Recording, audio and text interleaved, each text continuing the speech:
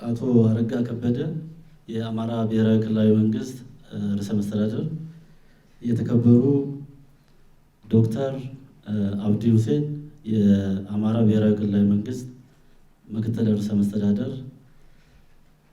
የተከበሩ ሳሊማ አብዲ የአፍሪካ ዩኒየን ምክትል ኮሚሽነር፣ የተከበሩ መሐመድ አብዲ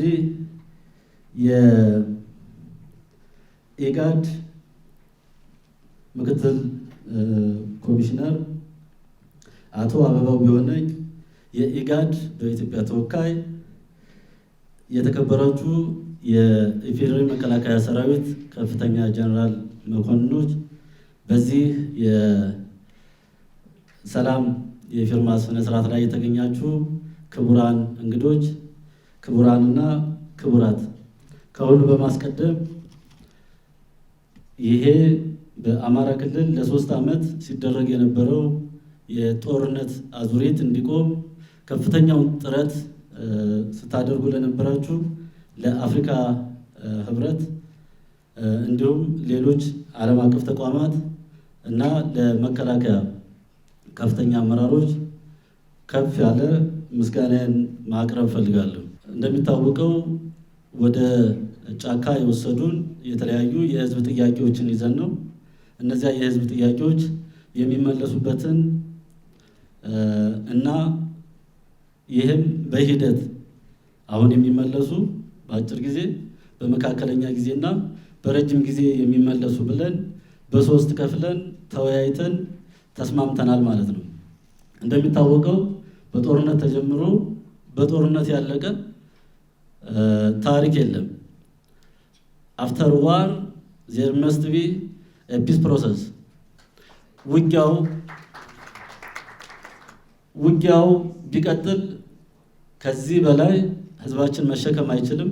በሁለተኛ መንገድ ለኢትዮጵያ ህዝብም ለአፍሪካ ህዝብም አጠቃላይ ለዓለምም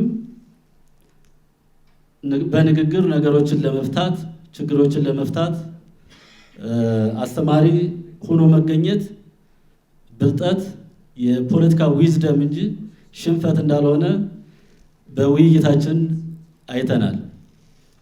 ስለዚህ ይሄ የተነጋገርንበትን እና የተፈራረምንበትን ወደ ትግበራ ሲገባ የተለያዩ መሰናክሎች ሊገጥሙ እንደሚችሉ በማሰብ ሁላችሁም የዓለም አቀፍ ተቋማትም የክልልና የፌዴራል መንግስትም ከጎናችን በመሆን በአማራ ክልል ያለውን አሁን የተጀመረውን የሰላም ሂደት እስከሚጠናቀቅ ድረስ እንደምትደግፉን ተስፋ አደርጋለሁ።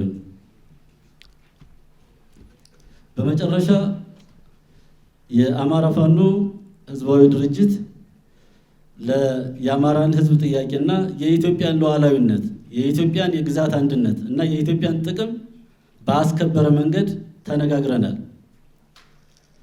ኢትዮጵያ ሀገራችን እየተወራረሰ መጥቶ እኛ ኃላፊነት ላይ እኛ ትከሻ ላይ ወድቋል።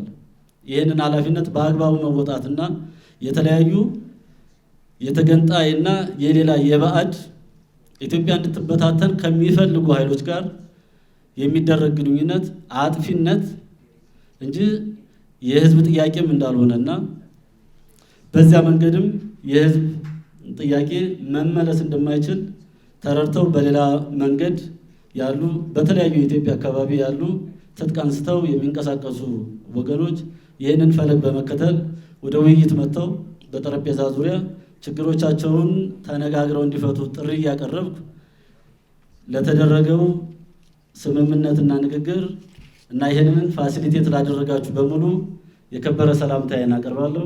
አመሰግናለሁ።